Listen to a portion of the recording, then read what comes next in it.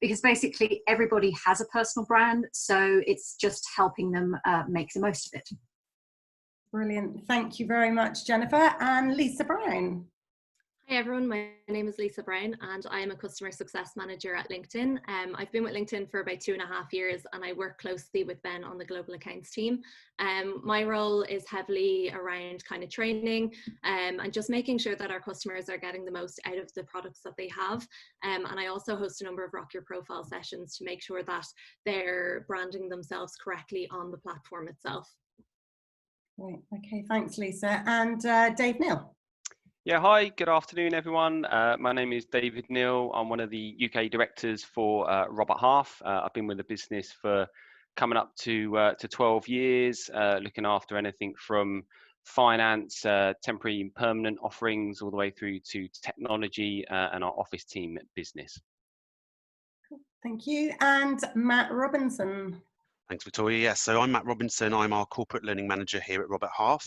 I've been with Robert Half for almost 5 years. So my responsibilities are looking after the learning development for our corporate teams throughout our EMEA region. And today my responsibility is to run the Q&A and make sure that this webinar is technically running as it should. Oh, very, very important job, Matt. So we're really, really grateful for your time and your expertise today. So as the country navigates its way out of lockdown, finally, and the economy begins to recover, Robert Half really want to help and support individuals who may be concerned about their job prospects. You might be currently out of work through redundancy or restructure, or those who are proactively looking for a change. We've run a couple of webinars over the last couple of weeks, and the polls are really showing that around 77% of people out there are concerned about their future. So we're really pleased to be able to provide some help and support for those individuals. The last two have provided excellent advice on clarifying your goals and recognizing the opportunity. So if you're new to today's webinar, then please do see the recordings of the previous two for any top tips and tactics on those subjects. So in order for us to gauge the thoughts and feelings of you all today and bespoke our answers and our conversation to reflect that, we are going to be running a number of polls throughout the webinar. So what will happen is you'll get plenty of notice, the question will pop up on the screen, you'll have a variety of different answers and just click the one that's most relevant for you. So as we progress through the webinar, there will undoubtedly be questions that will raise in your mind that you want to ask the panel. There is a Q&A icon at the bottom of your screen. If you please could submit your questions through the Q&A box, and then from around about 12:30 we'll start working through those, answering those Q&A and put those questions to the panel. And as Matt said, he will be collating them. Please be assured that if you participate within the polls, they are absolutely totally anonymous, and also you can submit your question to be anonymous also, and just to be mindful that the call is being recorded. So I think that's all sort of the housekeeping piece out the way. So we'll kick on straight to our first poll, if that's okay, Matt. So given the fact that the subject is networking and personal branding, the first poll is, do you have a personal brand, and do you know what it is? So your answers may be, I know what my brand is, I have an idea what my brand is, or I have no idea what my brand is. So we'll just give people a couple of minutes. Matt, just let us know when. Of course, yeah. People are still voting at the moment, so yeah. Just give it another few seconds.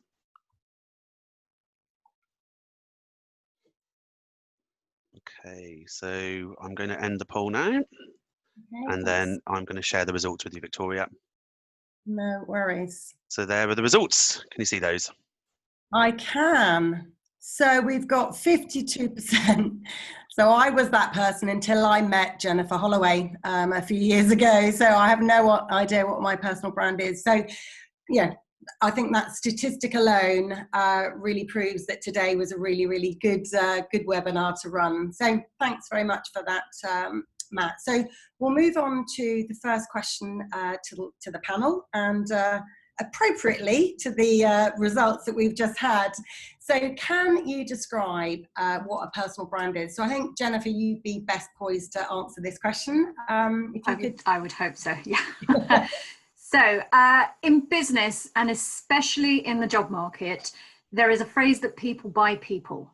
And you may or may not have heard it before, but essentially what it's saying is, yes, if I'm going to give you a job, I need to know you can do the job. But over and above that, I have to buy into you as a person. And over the many years that I've been running workshops and speaking to people about this whole concept of people buying people, when I say, how do you decide who you give a job to?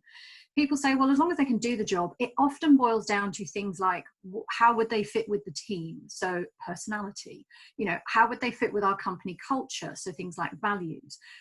Someone literally said to me, it's about chemistry, and thinking, do I want to see that face opposite me for the next few years? So that's people buying people. And you'll know for yourself, there are people you've bought into that you like and respect and trust, and people not so much. So taking that as the sort of the basis of how business works and how job interviews work and the job market, what people are buying is your personal brand. And this is why you want to make sure you absolutely know what it is. So in terms of what you need to be giving people, a personal brand has two components, and you need to be delivering them at the same time. The first component is what I call your what. You want to very clearly help people understand what you bring to the table. So what knowledge you've built up, what experience, what qualifications, what results you've delivered, what sectors you've worked in, anything you'd put on a CV and expect me to pay you money for, that's the what part of your brand. But you cannot rely just on that to get you a job. You need to have the second element there, which is your who. And I'm talking about who is bringing that what to the table. Help people understand, who are you in terms of your values, what motivates you, what you think your real strengths are, what your personality is like. Because people need both things to feel confident in making a decision to buy you, and linking to that, maybe to give you a job. Yeah, absolutely. Ben, do you want to add a little bit more to what Jennifer said? Absolutely, yeah, thanks. Completely agree with Jennifer. It's so important to start to actually think and define what your personal brand is, because right now you have a personal brand, and if you haven't thought about it or defined it, you have no control over what that might be. So your personal brand is what other people perceive of you. And it's in your hands to influence and control what that perception is.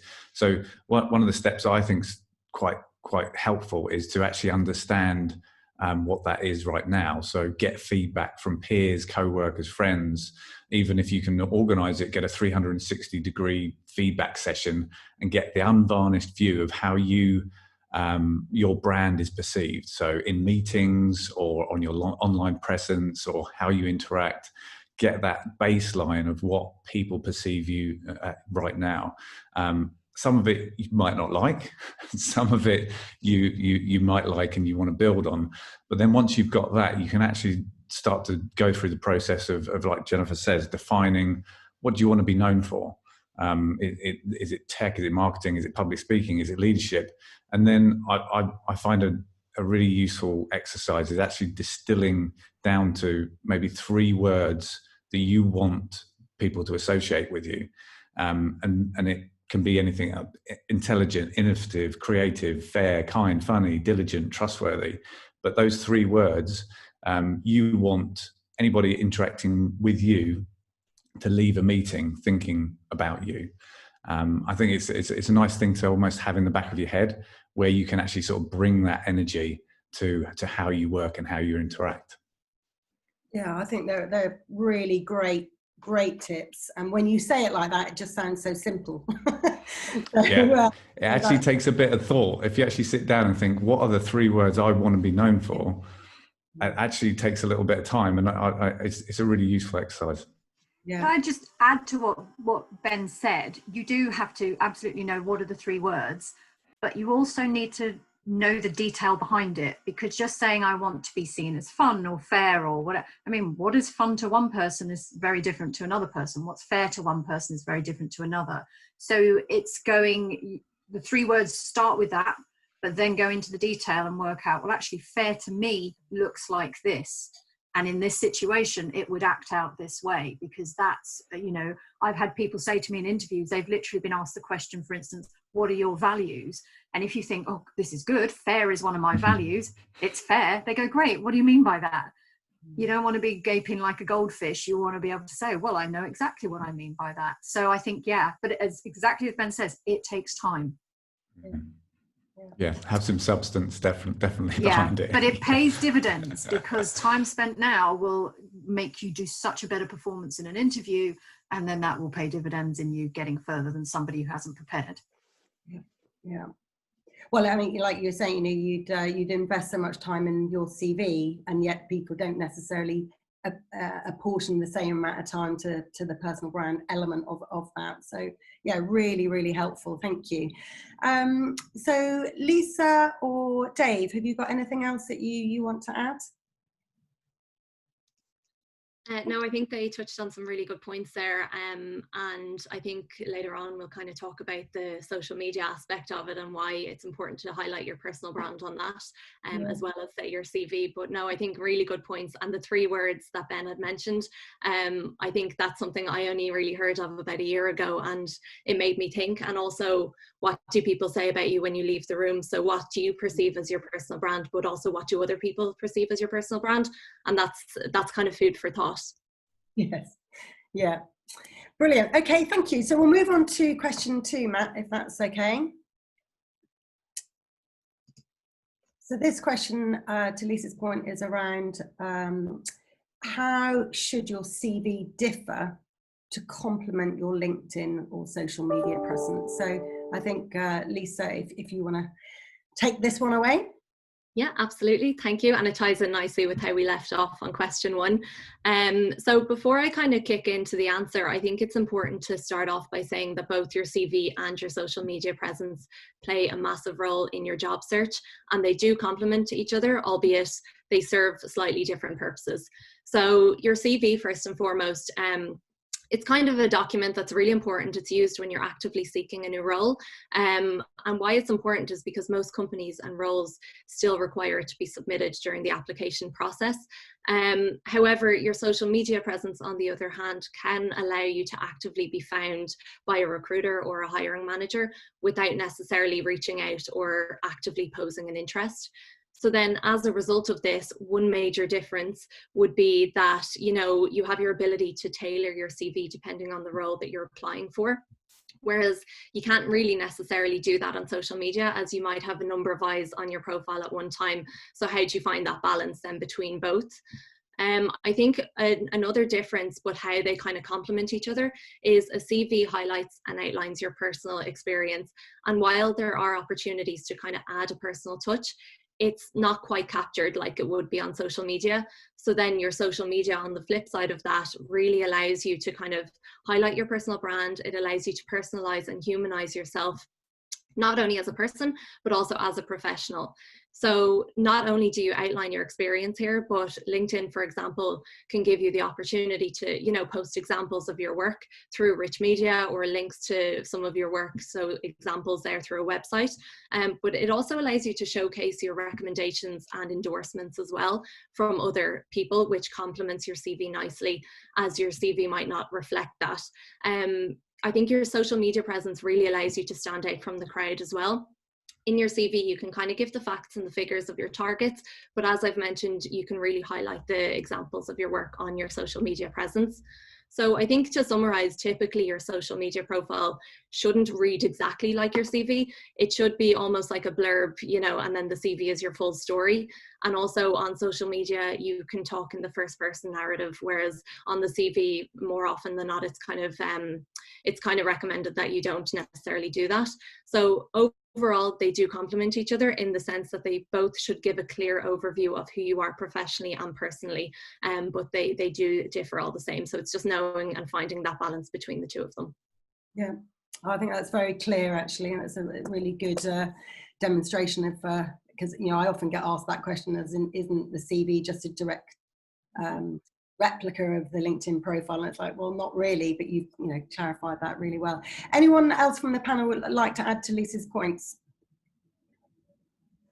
Only a very short kind of point, I guess, Victoria, because I think that was summarised perfectly by Lisa. But I think everybody, and hopefully it kind of almost goes without saying, but you've got to be really mindful of what you are posting on social media, maybe outside of LinkedIn. We've seen as a recruitment business, many clients now as a standard course of action will look at all social media on any individual before making offers and hiring those individuals. So obviously it can be incredibly positive in terms of things that go onto social media. Equally, there are kind of negative aspects or connotations. So whatever you are posting on any form of social media, I think you've got to probably expect or be on the understanding that would you be happy for that to be in black and white, maybe on the Daily Mail, because essentially that is what you're doing. You are leaving a footprint. So just be really mindful on the views or topics that you comment on. Yeah, definitely. Thanks, Dave. Okay, so we'll move on to our second poll. Thank you. So this is, how much do you utilize social media to complement your personal brand? So your answers may be a lot, it may be a little, or not very much at all. So we'll just give a few people, a few more minutes. Yeah, there's still a lot of voting happening, Victoria. Just give me another minute. No problems. Okay, I'm now going to end the poll and it's going to share the results with you. Okay. And there you go. Okay, so again, we've got nearly 49%. So yeah, so very few people. We've only got 4% who are confident that they're really optimizing social media to complement their personal brand. And then I'm going to make the assumption that might be the same 4% who knew absolutely what their personal brand was. So might be the same people again, I would assume. I think you're probably right, definitely. Thanks very much for that, Matt. So we'll move now on to our third question. So what do employers look for when they look at a prospective employee's LinkedIn profile or other social media presence? So, Dave touched on a little bit about the impact of of what you post, but perhaps Ben, you could give us some insight as to what you would advise people who are proactively looking for a role. Sure, no problem. Excuse any background noise. My 1-year-old daughter might make some noise any moment now. But yeah, so it's completely unavoidable that employers will be looking at your social media and should be almost used as an opportunity. So LinkedIn has become that really your sort of business personal presence online, and it should be used as that opportunity to really sort of show off your skills. Some of the things to bear in mind that the employers are going to be checking. So obviously they want to marry up the information they have. So they've got a CV for you. They've had conversations with you. They want to know that actually the information which is online supports that. So the information supports the qualifications you have. It supports the information you've passed on during interviews. Any sort of discrepancy there can be a real red flag. It's also an opportunity for them to understand what other people are posting about you maybe, or what you've posted in the past. So both on LinkedIn, on other platforms, it's really good to be mindful of how that can be perceived. So a lot of these things live forever on your profile, but controlling that is important. So things like provocative photographs, information about you maybe drinking, and discriminatory comments about a previous employer, using poor communication skills can be a real red flag. But on the positive side, what you should see it as is an opportunity to use social media to bring a really sort of rounded view of you. So your CV can be really very sort of punchy and factual, because you've only got a little bit of space to give the facts about your career. This is your opportunity to bring some color to that. So the things you're passionate about, your achievements, your affiliations, charity work, projects you're proud of, are all things that you can add to your profile. You can add in recommendations from people, things that you are learning, so things that you are aiming for in the future, skills that you're developing, and just that sort of bring that sort of personality to life. And also you can actually start to showcase some of your work across LinkedIn and different platforms, to really show your creativity and your ability and innovation. Yeah, that's great, thank you. And Jennifer, did you have some additional points? Yeah, I think that think of your LinkedIn profile as prime advertising space. You know, it's where, as Lisa said, your CV needs to be the more factual, the what part of your brand. This is where you can really add the personality, and Ben said, you know, adding things like what you're passionate about and things that you volunteer for. But I would say also add the who you are, in terms of help me understand that you're a human. A real sort of litmus test for me of anyone's LinkedIn profile, particularly when I read the about section, which I would urge anyone to definitely write, don't leave it blank, fill it in, but make sure that when you write that, you can say to yourself, nobody else could just come along, take my name off that and put their name on, and you'd never know the difference. Because what a lot of people do when they write their about section is they go and look at other people's profiles who have written bland, me too, buzzwordy language and go, oh, that's how it should be done. So they type in all these sort of anodyne, oh, I'm a real strategic thinker who likes to, you know, with a skill for communication, and I have a track record of experience, and yeah, and so do they, and so do they, and so do they. But when you can add your personality into it, you know, talk about what makes you good at being strategic, what particular strengths you have, how your values play into that, then you can start to bring out the individuality. The other thing that I would recommend is, if you are going to write an about section, is, and part of individualizing that is to add in a couple of what I call relationship hooks. Now, what I mean by those are, these are little snippets of information about who you are when you are not working, that you are putting out as a hook, so that if someone was to meet you, you could have a conversation kicking off about that particular thing, and it would be more of a relationship conversation than just a business one. So to give you a for instance, on my own profile, I mention that I wasn't until recent, I'm a fan of the Archers. Okay, so it says there, I drink a glass of wine while listening to the Archers. I cannot tell you that out of my whole profile that also lists my background, my experience, who I've worked for, what I've done, all of that, it's that fact that people say, oh, so you're a fan of the Archers. What do you think about what's going on? I genuinely had a guy say, I'm giving you this business because you're a fan of the Archers. Now, you don't want to just throw anything into there. It needs to be reflective of you. It needs to give subliminal clues about the sort of person you are. But don't think that your profile has to, oh, everybody else is just writing these buzzwords and this bland stuff, so I have to do the same. Please don't. Please bring your personality to it. Yeah, I like that. Just to add to that, I think that there's a great opportunity within that to add personalities by using photos and video. It's a medium which people are much more engaged with, and also it brings you actually to the platform, yes, rather than just words.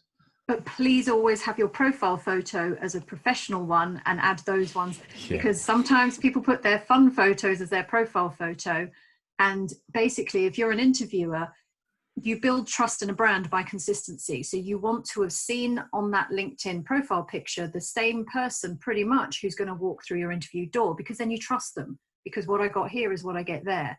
But if you're in this picture on LinkedIn and you got your sunglasses on and you're on a beach and you got a big pina colada and I can't actually tell it's you, then that you've missed an opportunity to build that trust up front. And then you have to make it just when you're in the interview.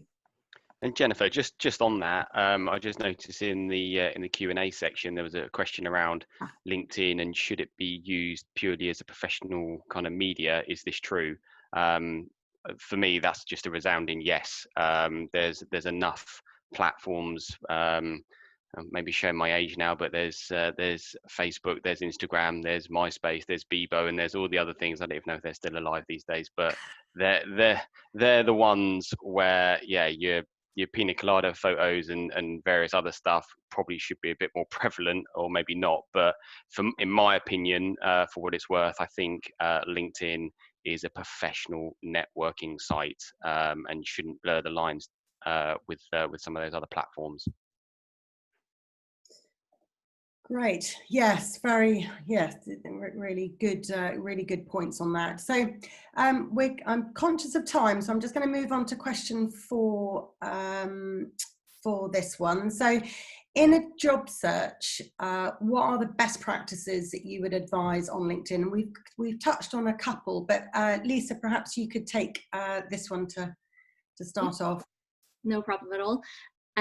So I think first and foremost, the most crucial thing before you even start your job search would be to ensure that your LinkedIn profile, as we've spoken about numerous times now, and also your CV is up to date and kind of ready to go. When doing this, be sure to, add loads of relevant keywords, but as Jennifer mentioned, not the kind of buzzwords that everybody is using, but, highlighting your transferable skills. So what's kind of personal to you, as well as building your credibility by getting recommendations as endorsements, as I kind of mentioned in my previous answer about the CV and social media presence. This then allows you to kind of build that credibility for just to support you, I guess, in your job search. And then something that will also assist you during your job search is switching on that you're open to work or open to new opportunities. This can be done easily through your LinkedIn profile, and it gives the opportunity to allow for recruiters and hiring managers, or whatever the case may be, to clearly see your availability when they're searching or pipelining. So that's kind of the first section of it. And then once you're happy with your profile, the next steps that I would say are research. So research the type of roles that you're looking for, the companies that you're interested in and actively seeking to kind of apply for. And also I think it's important to bear in mind, what are your culture and values? What companies align to those? Nowadays, a lot of people are researching companies to see, do I want to work here first and foremost, and then looking at the roles after that. So I think that's something to bear in mind and kind of really understand what you're looking for. And then aside from that, I think when you've decided, okay, maybe you have a list of companies that you want to target as such, then seeing, is there anybody that you know that works in those companies that could potentially refer you on, because referrals are a good way now of getting your foot in the door in a company, or is there somebody you can speak to really build on your experience and again, help you further understand what it is that you're looking for. And then what I would also say is, when you're doing your job search, set up job alerts on LinkedIn. So this can easily be found and set up. So again, for those specific companies, but also for specific roles, you can toggle it on the job alerts, and then that way it'll keep you in tune of what kind of roles that they're hiring for. So those are kind of best practices that I would highlight. One final one is realizing and understanding, again, the differences between the narratives of different job descriptions and also job titles as well, because they vary massively depending on what company you're applying for. So again, looking at your transferable skills and kind of highlighting them. Thanks, Lisa. And anyone else, Dave? I'd probably just add to that, and there's probably a bit of a similar theme, but I guess kind of first of all, I think obviously LinkedIn's an incredibly powerful tool, which has kind of almost revolutionized how we connect with people and given us access to opportunities that maybe we normally wouldn't have. I think in terms of best practices, I think you've got to remember, similar to what's mentioned there, that many job functions have different job titles. So on the finance side, a financial controller for one business could be a finance manager, could be a head of finance, could be an FD. So remember, you're saving those searches on LinkedIn so they all pop up. Would be the same for IT manager, head of IT, IT director, same for HR. The list is endless. So I'd make sure that you save all of those down so they pop up in front of you. And also, again, and maybe a bit of a trick, if you're a financial accountant, maybe saving keywords like ACA, because that will then probably pop up in front of you. I'd always recommend trying to give some kind of personal touch as well. So instead of just simply applying for a role with a click of a button, I'd try and add some kind of covering letter or short, brief note explaining why you think you're suitable for the role. A couple other things I'd probably say is just make sure that when you're applying for roles, I appreciate now more than ever, it's a really challenging time in the job market, but try and apply for the roles that are right for you and be relatively specific. I think you will end up having a much better response. And even on LinkedIn, many adverts that come up are linked to an individual as well, because they've posted it. So maybe try and connect with that individual, and so be a little bit more proactive about it. I think instead of just that easy kind of click through to apply for multiple job orders.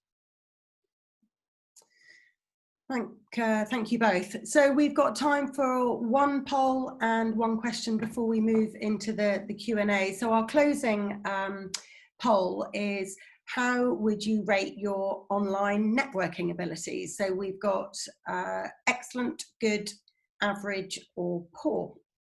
So we'll see how the percentages differ to the personal branding polls that we had a little earlier.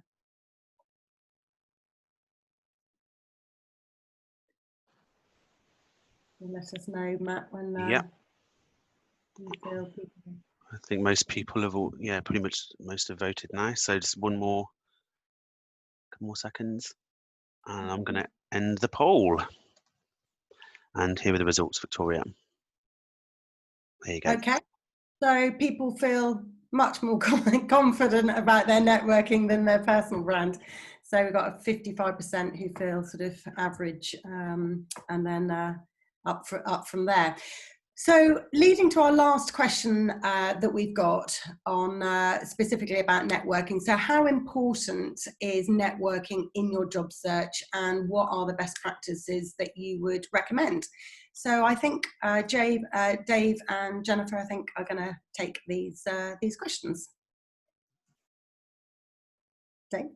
Do you want me to, I'll kick off. So kind of, I guess to answer the first bit, in a word, very, I think that's plain to say. I think the best candidates will probably tap into their existing network, but also use their skills to tap into markets maybe they don't normally surround themselves in.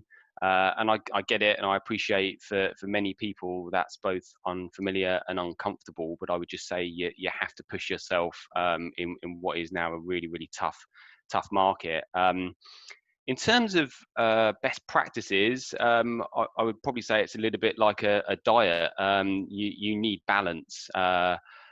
If the only tool you use is LinkedIn, that is going to, as much as it's a fantastic tool, I think it's going to restrict you in terms of opportunities job-wise. I would make sure that I join specific groups that were relevant to the sector that you sit within, attend trade fairs. I would, again, on the LinkedIn side, I would make sure I connected with similar level people in my industry, and follow companies and points of contact in that company as well. I think you should forge, also from an agency perspective, I think you should forge really good relationships with specific agencies that, again, work in your sector, and make sure you apply for roles similar to what I was mentioning earlier. Make sure you apply to roles that meet your criteria. From my perspective, when I was on desk, I don't think there was anything worse than coming in and a candidate had maybe applied for a multitude of different roles, all at different levels, all in different locations, all in different salaries. I think there's a bit of a turn off on that. So I think sometimes less is more. Be specific and selective in terms of what you're applying for. That's what I would say. Thanks, Dave. And Jennifer? For me, I'm going to bring back in that people by people aspect of the networking, which is when you are doing all the things that Dave has suggested, getting yourself out there, getting yourself seen. The whole point of a network is you are not just there to take, it's give and take, and it's about sort of keeping that relationship going. So, don't just think of your network as, and networking as, I need to do this because I need to get a job. What one would hope is that you're seeing networking as, even when I'm in a job, this is an ongoing thing. I'm keeping in touch with these people. I'm saying hello to them, so that when the time comes that you're getting in touch to say, could you give me an introduction to your company? Do you know of any opportunities? It's not just like, hey, we've not spoken for 10 years, but I need a job, which is, as Dave says, there's certain things that can be a real turn off. But if in those 10 years you've dropped in with that person, kept in touch with them, said hello, made it personal, then they'll be more willing to help you when the time comes. And it's also just as well about exposure. There's a guy called Harvey Coleman wrote a book about how to be successful in organizations. And he said that actually 60% of success is down to exposure. How good are you at gaining and maintaining exposure to the right people? You don't need everybody knowing you. Back to what Dave was saying about, keep it specific. But drop in, say hello, just go, hi, haven't spoken to you in a while. All of these things mean that you'll be more in people's front of mind when an opportunity comes than they haven't spoken to you in 2 or 3 years. And even though you'd be a prime candidate for that job, you're so far in their subconscious, they're not going to get you. Yeah, great advice. Definitely. Well, thank you very much for your time so far. What we're going to do, I'm going to hand you over to Matt, who's going to manage the Q&A. Thank you, Victoria. So we've had quite a few questions actually. So I'm going to start off really quickly with the first one here. So how do you know what defines you from the crowd and that you are likely to be a stronger candidate for a role? So Matt, I said that I would be happy to sort of kick off some food for thought on this one. Yeah. I don't know if you saw what I put in the chat. Yeah. So you're on mute, Jennifer. Well, Jennifer, yeah. you're on. Sorry, I accidentally hit a button. Right. When it comes to defining your personal brand, and it's sort of what I alluded to earlier, it's all about the detail. And, your CV might be quite similar to somebody else's, so your what, it's not necessarily differentiating yourself as much as you want and making you stand out from the crowd. So the only place you can really make that differentiation is in the who part of your brand, the who you are. And so being able to know yourself in detail and really pin down, what sets you apart, that's where you're going to find it. And a lot of the time it will be something, say for instance, in your skills and strengths, your CV shows that you're a really good project manager, and therefore one of your skills and strengths is, we're going to guess, being very organized. But everybody who's a project manager who's going for that job is going to say, my key strength is I'm organized. Underneath that, understanding how are you organized? What is the detail? So I'm organized because I can mentally throw a to-do list in the air and catch it in a different order like that. Or I'm organized because I'm really good at getting other people to do the work and keeping them on track. Or I'm organized because I'm able to see around corners and then around corners, and I can plan for things that nobody else can see. When you have that richness in your brand that other people haven't taken the time to get, that can help you in that ability to stand out from the crowd. Thanks, Jennifer. Thanks very much. Oh, sorry. Can I add to that? Lisa, yeah. Sorry, thank you. I would tend to agree with what Jennifer said. It's not just about having kind of a broad statement without an explanation then, aside from that. Another way that you can really stand out from the crowd, and it's something that you don't necessarily do, but you should do. So what is your unique selling point, and how can you put that onto your, say, LinkedIn profile or your CV? Sales role, for example, have you hit your targets? Just putting the facts in, and I think that will make you stand out as opposed to somebody else who doesn't necessarily have that in and they just say, this is why I'm a strong salesperson. It's the same if you work with a lot of projects and you're explaining what your impact was on that project, or on the side of that, if you've ever won awards in work. So have you ever gotten to go to a High Achievers Club or something like that? I'm really adding that in as well, and that's what's going to define you from the crowd as well. So your profile should really give you the ability to capture everything overall, so your experience, but also why you're highlighting that experience and your skills as well. Thanks, Lisa. I'm going to stick with you, Lisa, because somebody has asked a specific question to you on here. So what can recruiters see about the candidate activity that may detract them from considering that candidate? And they're referring to other analytical tools that a candidate may not have. Okay, so if I'm correct in saying kind of how would a recruiter look you up, say on social media, for example? Yes. And okay, perfect. Yeah. I think it was kind of touched on. So I think while your voice needs to be heard, and you know, I think on LinkedIn and other social media platforms, you do have the ability to really, you know, put a point out there, show your opinions on certain things. But I think that it's very important to remember that you are visible once you're online. Everything that you put out there is visible. So I think that that's something, you know, if you post something controversial online, that can really cause recruiters to kind of maybe not even necessarily disregard you, but just they might make you think slightly different about you. So that's just one thing. And I know we did touch on it, and I don't know if anybody else wants to kind of add to this, but that's mainly what I would say, is just being very mindful what you are putting out there and posting, because it can hinder your personal brand sometimes and add to it as well. Thanks, Lisa. Okay, another question in here. Just can we provide some advice really on how to research companies for roles that you may want? I think there's a few people who've asked about this. I know that companies obviously can research you, but how do we research companies for roles that we want? Yeah, Matt, I'll take this, and I don't know whether or not this is in line with specific roles that a company is advertising, or just in general, if you're kind of approaching them. I guess it's a slightly different answer depending on which way round it is. But if a company is advertising a job and you want to put your CV forward, whether that's through an agency or direct, obviously there's a certain amount of prep required before you attend that interview, which, to be fair, when I would be prepping a candidate, that could take 15 to 20 minutes. So I won't go through all of that now, but clearly, I think it was Jennifer that mentioned right at the top of the conversation, the preparation that you do is absolutely key. So first of all, I would be going all over the company's website, so I understood exactly what they did, their routes to market. I'd be looking on Companies House at the business and understanding their financials. I'd be going through LinkedIn to learn and understand who works where, what progression each of some of those individuals have had within the organization. I don't think I would then be thinking about questions that I would have about that particular company. Again, probably stands to reason, it's pretty obvious. It wouldn't be kind of lowbrow questions. I would be asking around, right now, it's quite pertinent, obviously, how has COVID-19 impacted their business? What is their plans? What's their business transformation going to look like at the back end of it?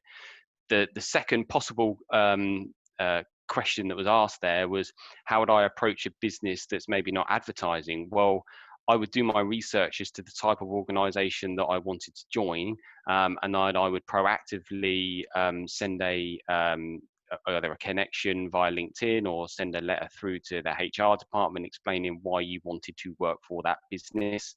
So it's a slightly different tax, if you like, but that's how I would go about it, because I think the preparation that you have for an interview is absolutely key. The first question any client, in my experience, will ask you is, first question, so what do you know about us? And I think if you flunk that question, the interview's probably over there and then. Thanks, Dave. Thanks very much. Okay, another question here. So people can set their status on LinkedIn to things like open to new opportunities, casually looking, actively looking. The one question here is, I'm concerned that looking for a job makes me less attractive. Would you say that's the case? I don't know who wants to pick that one up. I'll happily take it. I mean, it's a recruitment question, I guess. So I would say not. I think the way in which I would work is I would look at the credentials of any individual as to whether or not they were suitable and their suitability for that particular role. It also dovetails in with another question that I was reading about, should I still apply for a job where you can see that there's 700 applicants for that job? The straight answer to that is 100% yes, because you don't know what those 700 applicants do and how suitable they are for that role.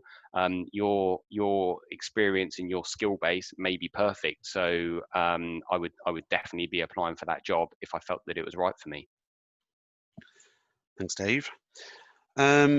Okay, there's a very specific question around LinkedIn here, but should we be accepting everybody on LinkedIn to build myself a bigger network? I don't know, Ben, whether you want to take that. I'm happy to take that. Yeah, I'd say no. That's a short answer. So I think with any networking, networking is just firstly is hugely powerful. It's the whole reason that LinkedIn was conceived. Our founders, Reid Hoffman, sat down with 5 friends and realized that within their network they could achieve so much. But I think that one of the most important things is with any networking is having a plan of why you're networking. So what are you actually trying to achieve, and almost planning that backwards. So if you're trying to look for a job, where do you want that job? Who can introduce them to you? Who do you know that could introduce you to that business? So having a really sort of distinct plan is really important, because otherwise you're just going to have a lot of time wasted, and prioritizing both time and action is so important with this. I think following on from that as well, Ben, somebody else has asked a question about who we would recommend sort of linking in with, following, to help further opportunities. I think that's a little bit personal. So I think from the other questions we've had, defining your personal brand and where you want to get to will dictate actually who do you want to follow. So who within industry is really important, who posts really important up to the minute news and content and blogs. You should be following them and keeping up to date with what's going on. The world of work is moving really quickly. So for you to stay up to date, find the people who are relevant to you, and make it specific, make it valuable. So each person that you follow, each person you link into, make it valuable, because we are bombarded by a lot of noise and a lot of information. So really sort of try and to focus that in on value. Quality over quantity. Thanks, Ben. Thank you. I've had a couple of messages, some of them private to me as well, actually, but where people are saying that we've talked a lot about social media here, but some people are actually nervous of social media and don't necessarily use it. Based on, you know, maybe some of the fear of what we've already talked about. Do people have like an unfair advantage if they have like a CV and social media profiles? What advice can we give to sort of allay those fears? Well, my advice is always, if you are going to be on social media, and we'll just use LinkedIn profile as sort of the basic that most people have, be on it well or don't be on it at all. Actually, just having a CV and not having a LinkedIn profile is in some ways better than someone who has a CV and a terrible LinkedIn profile, because I'm going to look at their profile and I'm thinking, oh, they obviously don't know so it can create a negative impression. I've come across many people in my workshops before who said, oh, just don't like it, don't want to be on it. I would say, fine, if it's not for you. I would urge people to never underestimate. I think LinkedIn's one of the most time effective ways to keep in touch with people. But if it's not for you, okay, but be doing your networking, you know, emailing people, phoning people, arranging coffees with people when you can, not in the current situation. You know, whether you use social media, it's about that, maintaining the exposure, maintaining the relationships. You may not do it by social media, but you still got to be doing it some other way. I think leading on from that one, Jennifer, actually, another question is, what do you see as the most, or other tools that you can use to network effectively? Well, for me, it's what I've said. So, I mean, I run my own business. So I'm not going for interviews, you know, for jobs, but I'm constantly having to sell myself to people. It's almost like an interview, then another one, then another one. And back to Ben's thing about being focused, I have what I call my A-list. They're people within my network who are maybe current clients, previous clients, potential clients. And I literally, for me, I diarize, I need to be in touch with them. And sometimes I will literally just drop in an email, not spoken to in a while, what's happening with you? You know, it's about the contact. If I know there's someone who uses LinkedIn, I make sure that I'm checking up on their posts. I think the thing that has changed my relationship with using LinkedIn to network was I'm connected to so many people who, whilst they're very nice people, they're not my A-listers.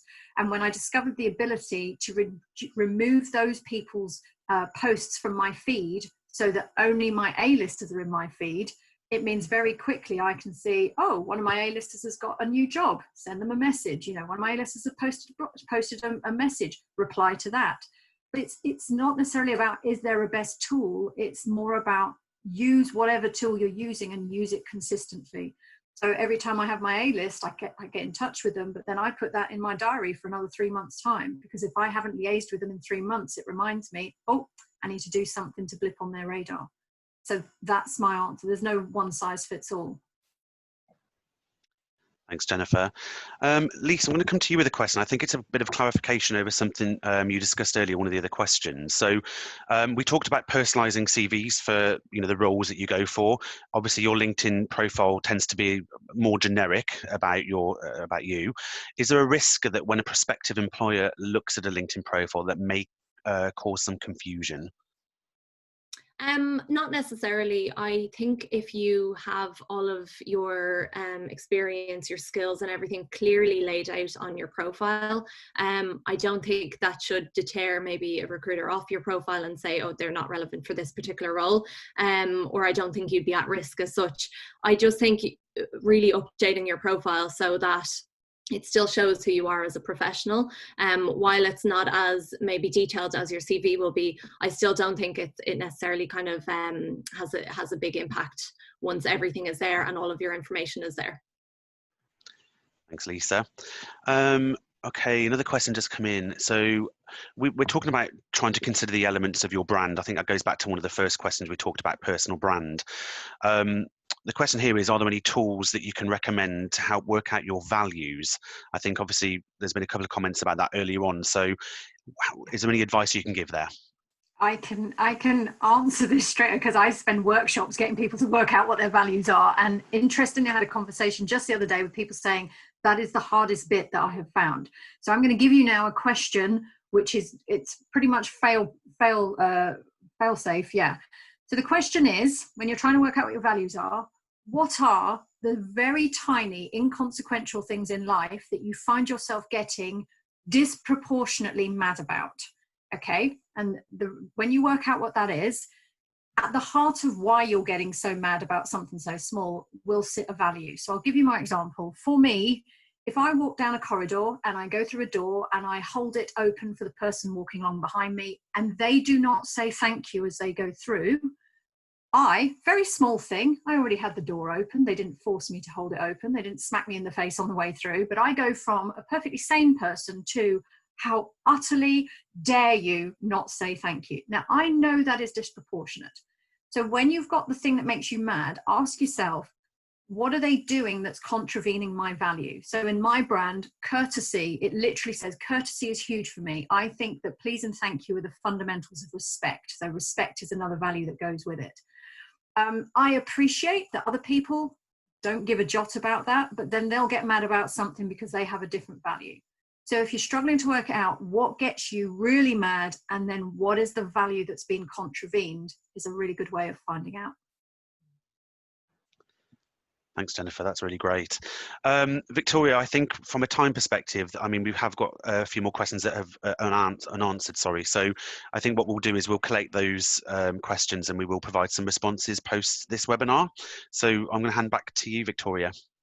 Okay. Just a quick one before you go back to Victoria. Sorry, sure. Just wanted to say that so Microsoft and LinkedIn this week, I just thought of it actually, announced that we want to help the sort of sway the people who are becoming unemployed because of the COVID virus and crisis. So we've just released the top 10 most in demand skills right now that we see on LinkedIn, and we've lined up free online courses for how you can upskill in those areas. I'll put a link to an article about it in the chat right now, and it also has courses about how to go about finding your next role, how about going about sort of representing yourself on social media. So if anyone finds that useful, I'll pop it in the chat right now.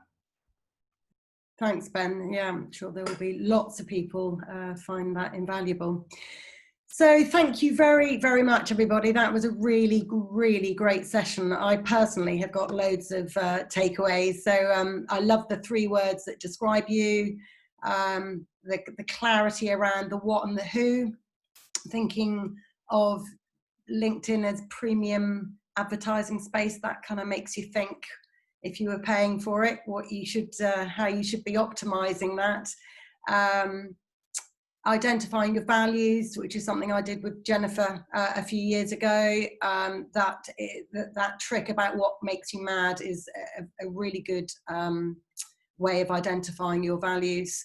And the A-list feed is something that I personally think I might use that as a takeaway for today, particularly at the now you're just getting flooded. So it would be good to identify your, your A group. So I thought there were, really great questions from the attendees today and some excellent answers. So a massive thank you, Ben, Jennifer, Lisa, Dave, and of course, Matt as well. Appreciate all of you joining today. I hope that you all had as many takeaways and benefit from the session as I personally did. Next week, we've got another really key subject, which is well-being and mental health. We have another great panel of experts, from trained psychologists to sleep specialists. So if you're one of those people that wakes up at 2 o'clock in the morning for no reason, apparently, then there will be top tips and tactics as to how to sort of overcome some of those challenges, as well as perhaps some of the deeper subjects around the mental health areas. So we really hope that you sign yourselves up to that session as well. And if from today you feel that you've got friends or colleagues who would benefit from joining these webinars, then please feel free to share the link. We are really, really here to support you along this journey. So thank you, panelists, very, very much for your time, and thank you all very much for joining. So see you next. Thank you for inviting me. Bye-bye. Thank you very much. Thank you very much. Bye, everybody. Bye-bye. Thanks, everyone. Bye.